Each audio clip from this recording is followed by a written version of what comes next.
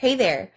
In this video, we're going to go through the ways to create and upload media for your Planoly account. You'll want to come over here in your multi-channel workspace and click the Create button. You'll have the option to create a new post, a placeholder, or bulk create. For this video, let's focus on bulk creation. You'll click here and you'll see that you have a number of ways to customize within the bulk settings post creation. We're going to go ahead and click here to upload our media into the post creation. We'll give that a minute to load.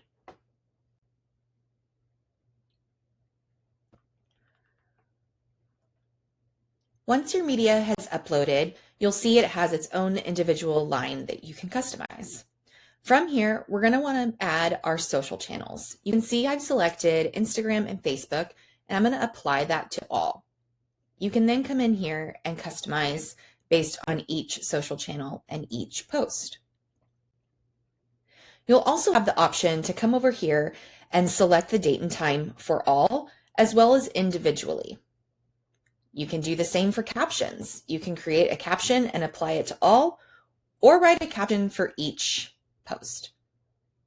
Over on this right side, you'll see the option to duplicate, delete, or even drag and move posts around. From here, you're going to want to click Save Drafts.